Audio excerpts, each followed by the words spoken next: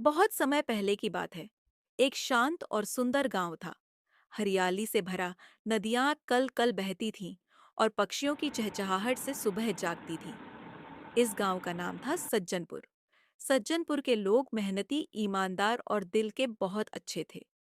लेकिन उन्हें एक ही बात खलती थी। उनके गांव में कभी कोई चमत्कार नहीं होता था। सब कुछ सामान्य, सीधा सादा था। एक दिन गांव की सीमा के पास स्थित पुराने बरगद के पेड़ के नीचे एक अजीब सी चमक दिखी। जब बच्चों ने पास जाकर देखा, तो वहां एक छोटी सी, रोशनी से चमकती लड़की बैठी थी।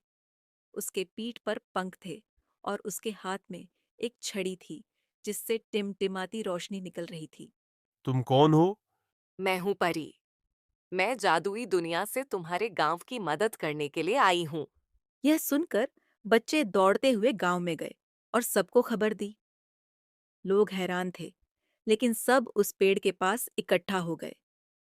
चमत्कारा परी ने सबका अभिवादन किया और कहा, मैं 1 साल के लिए तुम्हारे गांव में रहूंगी। हर महीने एक जादू करूंगी, लेकिन एक शर्त है। तुम सबको एक दूसरे की मदद करनी होगी और एकजुट रहना होगा। अगर कभी कोई स्वार्थ दिखाया, तो मेरा जादू उल्टा असर करेगा।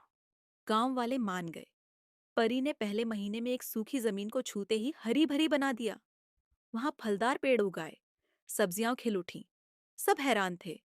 दूसरे महीने उसने गांव के पास बहती छोटी नदी को गहरा और चौड़ा कर दिया, जिससे अब वहां नावें भी चलने लगीं। मछुआरे खुश हो गए। हर महीने कुछ नया होता। कभी बीमार लोगों की चमत्कारी दवा बनती, कभी टूटे घर खुद ब खुद जुड़ जाते।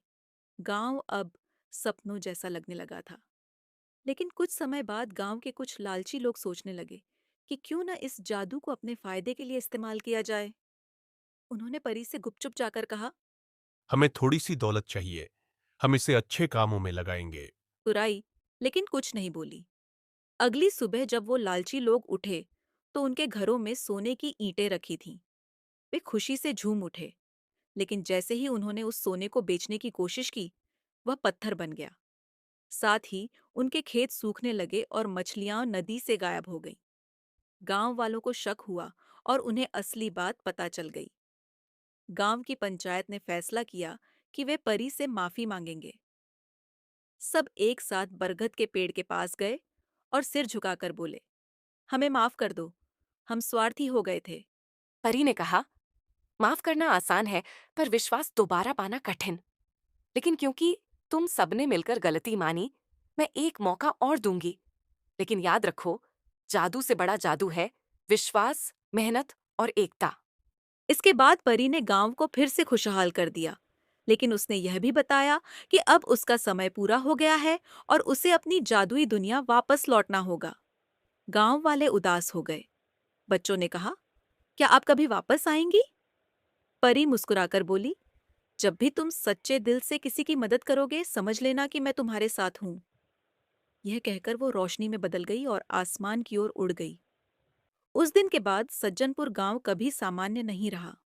वहां अब चमत्कार नहीं होते थे, लेकिन लोगों ने एक बात सीख ली थी कि अगर वे मिलजुल कर रहें, मेहनत करें और एक दूसरे की मदद करें, तो वही असली जादू है।